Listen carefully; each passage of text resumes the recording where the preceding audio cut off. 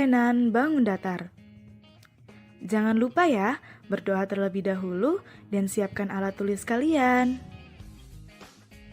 Sebelum kita memasuki materi, saya akan menyampaikan kompetensi dasar dan tujuan pembelajaran. Untuk kompetensi dasar yang digunakan adalah KD 3.6, menjelaskan dan menentukan kesebangunan dan kekongruenan antar bangun datar.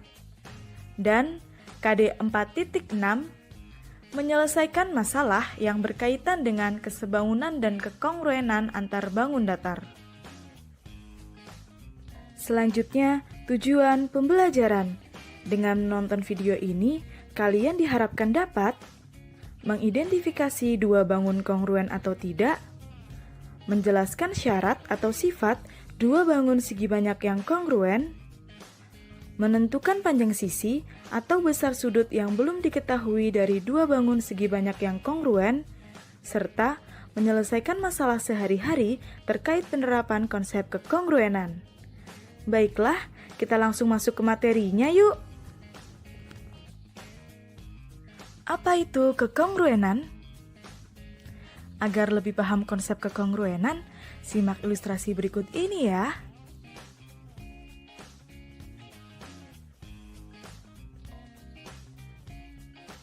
Selamat siang, Bu Guru.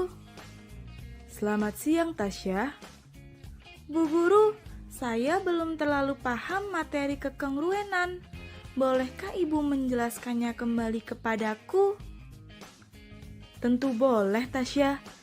Ibu akan menjelaskan kembali materi kekongruenan ya. Ayo ikuti Ibu. Baik, Ibu. Coba perhatikan permukaan jam dinding dan permukaan figura yang berwarna biru. Apakah bentuk dan ukurannya sama? Tidak, Ibu. Bentuk dan ukurannya berbeda. Benar sekali. Itu adalah contoh permukaan benda yang tidak kongruen. Sekarang, coba perhatikan permukaan figura yang berwarna biru dan permukaan figura yang berwarna hijau. Apakah bentuk dan ukurannya sama? Bentuknya sama, tetapi ukurannya berbeda, Bu.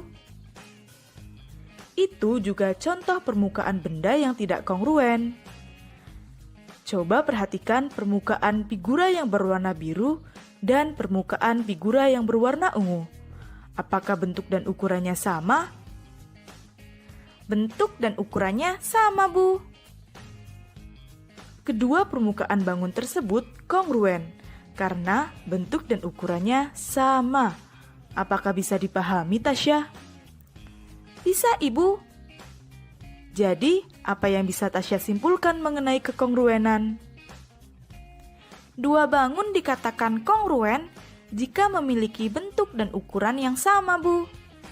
Wah, Tasya hebat sekali.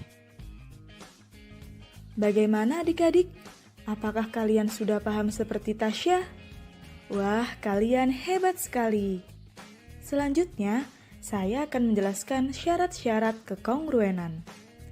Dua bangun dikatakan kongruen jika memenuhi dua syarat berikut. Yang pertama, sisi-sisi yang bersesuaian sama panjang. Yang kedua, sudut-sudut yang bersesuaian sama besar.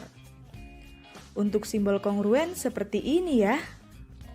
Supaya kalian lebih memahami, simak contoh berikut ini. Terdapat dua trapesium, yaitu trapesium ABCD dan trapesium PQRS.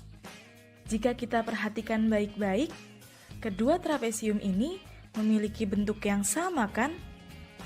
Trapesium PQRS dapat kita putar sehingga posisinya seperti trapesium ABCD.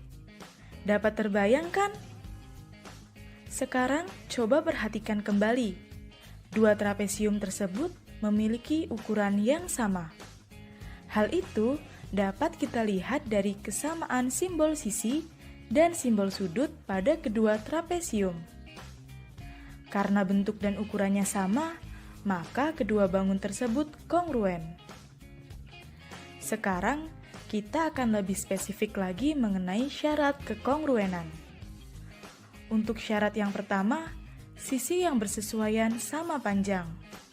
Maka kita harus menentukan sisi yang bersesuaian dari dua trapesium tersebut.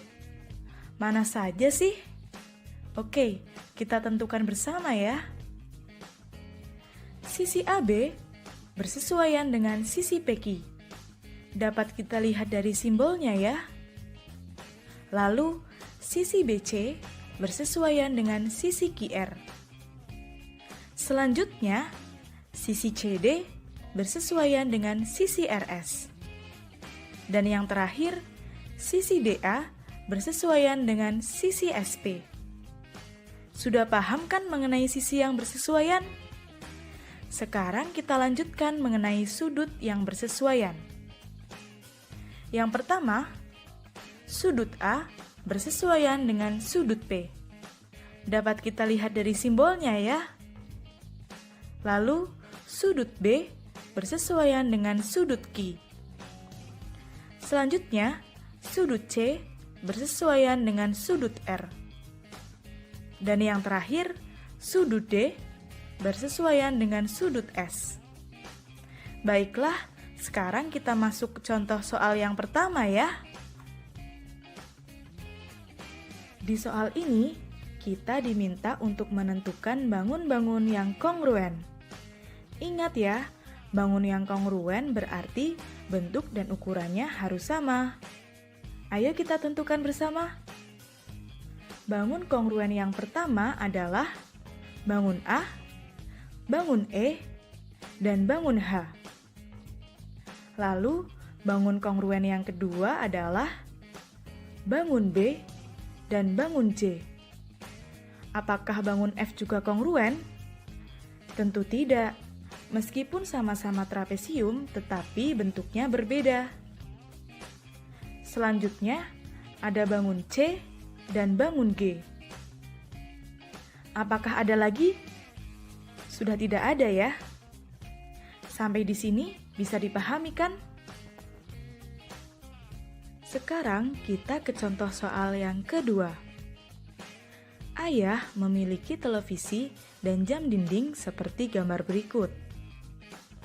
Di sini, kita diminta untuk menentukan manakah bangun yang kongruen. Kita mulai dari televisi terlebih dahulu ya.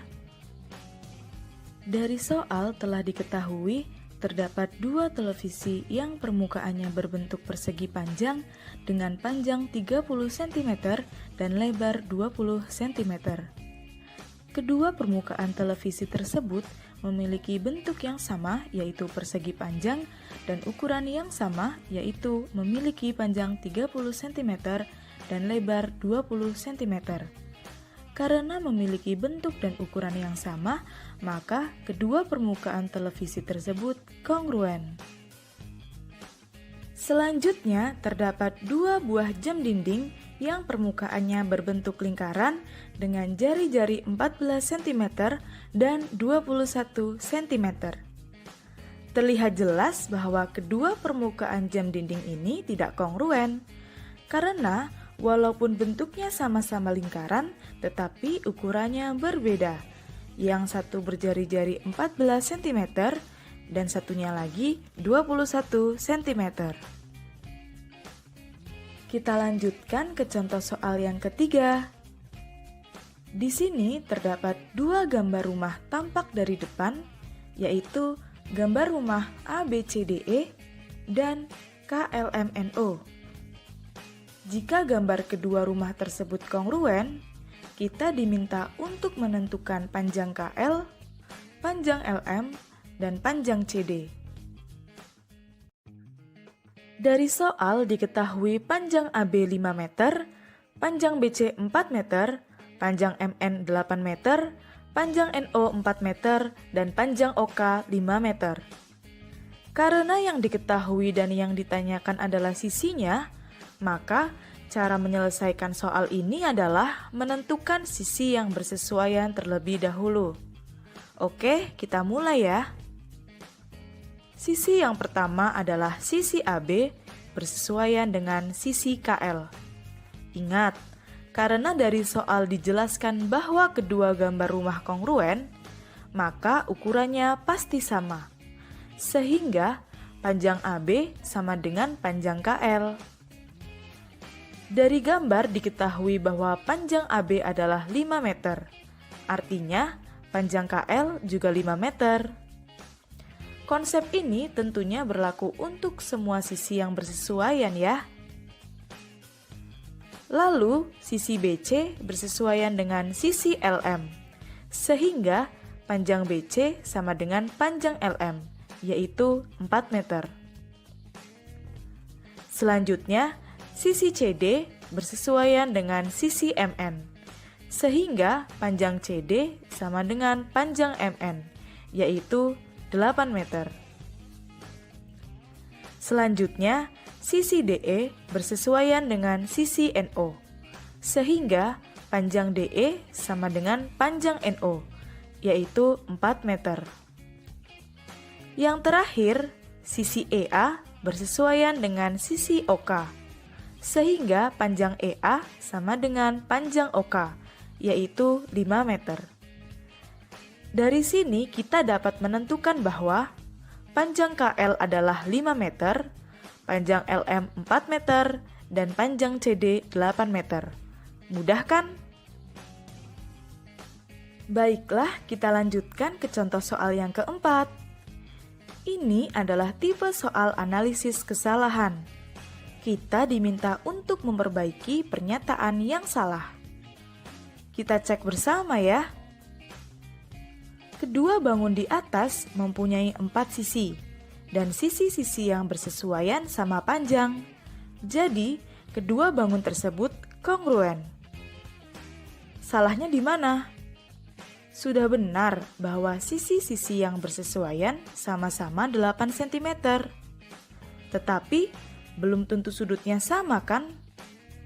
Bila dipersegi, sudutnya sudah pasti siku-siku, yaitu 90 derajat. Sedangkan di belah ketupat, sudutnya bukan siku-siku. Artinya, sudut pada persegi berbeda dengan sudut pada belah ketupat. Sehingga, kedua bangun tersebut tidak kongruen.